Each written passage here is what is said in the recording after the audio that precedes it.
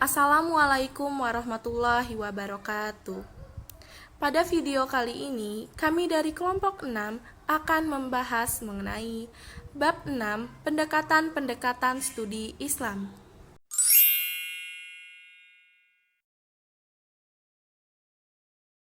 A. Pendekatan-pendekatan studi Islam. Agama sebagai objek kajian keilmuan atau objek penelitian ilmiah dapat didekati dengan berbagai macam pendekatan atau approach. Menurut Afif Muhammad pada tahun 1997, terdapat metode-metode yang lazim digunakan dalam penelitian pemikiran, antara lain metode filologi, metode deskriptif, metode perbandingan, dan metode hermeneutika serta fenomenologi. Berikut uraiannya. 1. Metode filologi. Dalam penelitian agama, ada suatu bidang luas yang dapat didekati secara filologis, yaitu bidang sastra Melayu. Filologi berasal dari kata Yunani, yakni philologia. Philo yang berarti cinta, logio yang berarti kata. Jadi, philologia berarti cinta kepada bahasa. Karena huruf membentuk kata, kata membentuk kalimat, dan kalimat adalah inti dari bahasa. Secara istilah, filologi atau dalam bahasa Belanda berarti disiplin yang akan mempelajari dan meneliti naskah-naskah lama untuk mengerti apa yang terdapat di dalamnya, sehingga mengetahui latar belakang kebudayaan masyarakat yang melahirkan naskah-naskah tersebut. Secara harfiah, filologi atau dalam bahasa Yunani berarti kesukaan akan kata, yang berarti pengkajian teks atau penelitian yang berdasarkan teks. Misalnya, dalam bidang ilmu susastra dan ilmu sejarah. Metode filologis adalah metode penelitian berdasarkan analisis teks. 2. Metode deskriptif. Metode ini digunakan jika seorang peneliti ingin mengangkat sok-sok pemikiran yang akan diteliti. Karena tujuannya, maka yang dilakukan hanya mendeskripsikan pemikiran pengarang dengan cara menjelaskan dan menghubungkan secara cermat data dalam bentuk-bentuk pernyataan dan rumusan pendapat. 3. Metode perbandingan atau komparatif. Metode ini digunakan untuk menemukan tipe-tipe, corak-corak, atau kategori-kategori suatu pemikiran, kemudian memposisikannya dalam peta pemikiran secara umum. Prosedurnya sebagai berikut. Pertama-tama, mengemukakan teori induk yang menggambarkan tipologi atau aliran-aliran pemikiran dengan berbagai indikatornya. Kemudian teori ini digunakan untuk mendeduksi pemikiran yang telah direkonstruksi. 4. Metode hermeneutika dan fenomenologi. Metode hermeneutika ini digunakan untuk menemukan hubungan pemikiran yang diteliti dengan gejala-gejala sosial yang ada. Sedangkan jika yang dicari adalah hubungan-hubungan pemikiran tersebut dengan kondisi-kondisi sosial yang ada sebelum dan sesudah pemikiran tersebut muncul, maka yang digunakan adalah metode fenomenologi. 5. Metode holistik. Penjelasan mengenai metode ini akan diperluas dalam uraian selanjutnya.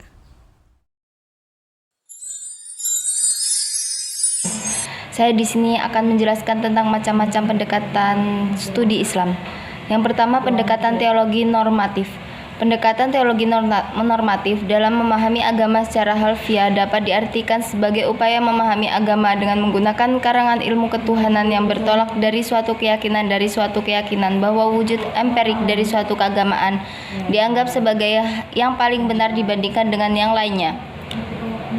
Yang kedua, pendekatan antropologis. Pendekatan antropologis dalam memahami agama dapat diartikan sebagai salah satu upaya memahami agama dengan cara melihat wujud praktik agama yang tumbuh dan berkembang dalam masyarakat. Yang ketiga, pendekatan sosiologis. Pendekatan sosiologis dapat diartikan sebagai sebuah studi yang memanfaatkan sosiologi untuk menjelaskan konsep pendidikan dan memecahkan berbagai problema yang dihadapinya. Menurut pendekatan ini, dipandang sebagai salah satu konstruksi sosial yang diciptakan oleh interaksi sosial. Pendekatan dengan pendekatan sosiologi ini menarik dan penting untuk diketahui karena beberapa alasan sebagai berikut.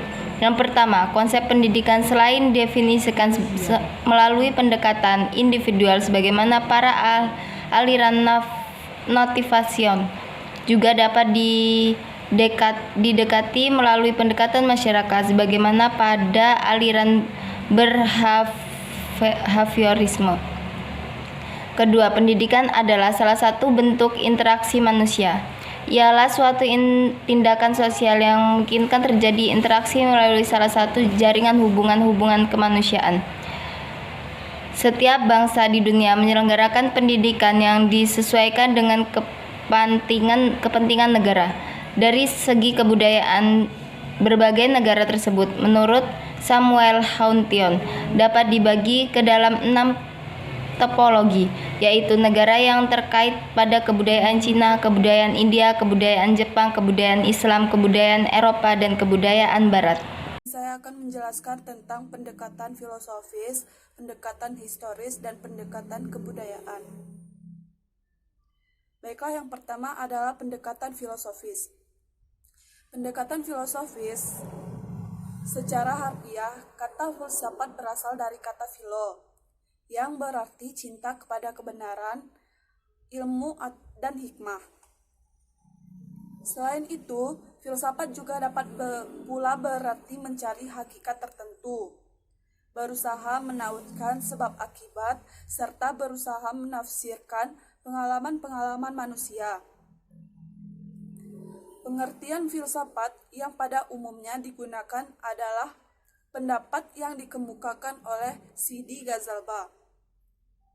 Menurutnya, filsafat adalah berpikir secara mendalam, sistematik, radikal, dan universal dalam rangka mencari kebenaran, inti, hikmah, atau hakikat mengenai sesuatu yang ada. Melalui pendekatan ini, seseorang tidak akan terjebak pengalaman agamanya yang bersifat formalistik, yakni mengamalkan agama dengan susah payah tapi tidak memiliki makna apapun atau kosong tanpa arti. Kedua adalah pendekatan historis.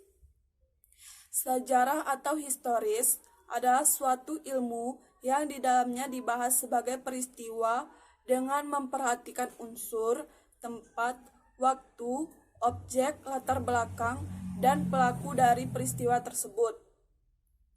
Dalam hubungan ini, Kunto Wijoyo telah melakukan studi yang mendalam terhadap agama. Menurutnya, kandungan Al-Quran itu terbagi menjadi 2 bagian, yaitu konsep-konsep dan kisah-kisah sejarah perumpamaan. Dalam hal ini, kita mengenal banyak sekali konsep, baik yang bersifat abstrak maupun konkret. Konsep tentang Allah, tentang malaikat, tentang akhirat, tentang ma'ruf munkar, dan sebagainya adalah yang bersifat abstrak. Sementara itu, juga ditunjukkan konsep yang lebih menunjukkan kepada fenomena konkret, misalnya seperti orang fukoro, duafa, agniya, dan lain sebagainya. Al-Quran bermaksud membentuk pengalaman yang konferensif mengenai nilai-nilai Islam. Maka, pada bagian ini, kisah-kisah sejarah dan perumpamaan. Banyak sekali hikmah di dalamnya, misalnya kisah Raja Firaun, kisah Nabi Yusuf, dan lain sebagainya. Melalui pendekatan sejarah ini, Seseorang diajak memasuki keadaan yang sebenarnya yang berkenaan dengan penerapan suatu peristiwa. Selanjutnya adalah pendekatan kebudayaan. Kebudayaan adalah keseluruhan kompleks yang mencangkup ilmu pengetahuan, kepercayaan, seni, hukum, moral, adat istiadat, dan berbagai kemampuan, serta berbagai kebiasaan yang diterima sebagai anggota masyarakat. Kebudayaan dapat dilihat dari segi agama, sosial, politik, hukum, teologi, filsafat, dan lain sebagainya. Manusia hidup di dalam suatu kebudayaan dan pertumbuhannya dibentuk oleh kebudayaan itu sendiri. Hal ini ditunjukkan bahwa manusia selalu hidup dalam alam serba budaya yang akan menjadi ciri khas manusia tersebut. Pendekatan psikologi. Psikologi atau ilmu jiwa adalah ilmu yang mempelajari jiwa seseorang melalui gejala perilaku yang dapat diamatinya. Menurut Zakiyah Derajat, bahwa perilaku seseorang yang nampak lahiriah terjadi karena dipengaruhi oleh keyakinan yang dianutnya. Seseorang ketika berjumpa saling mengucapkan salam, hormat kepada orang tua, kepada guru, menutup aurat, rela berkorban untuk kebenaran, dan sebagainya adalah merupakan gejala-gejala agama yang dapat dijelaskan melalui ilmu jiwa agama. Ilmu agama sebagaimana dikemukakan Zakiyah Derajat tidak akan mempersoalkan benar tidaknya suatu agama yang dianut seseorang, melainkan yang dipentingkan adalah bagaimana keyakinan agama tersebut terlihat pengaruhnya dalam perilaku penganutnya. Agama dapat dipahami melalui berbagai pendekatan. Dengan pendekatan itu, semua orang akan sampai pada agama. Karena Islam mengajar perdamaian, toleransi, terbuka, adil, mengutamakan pencegahan daripada penyembuhan dalam bidang kesehatan dengan cara memperhatikan segi kebersihan badan, pakaian, makanan, tempat tinggal, dan sebagainya.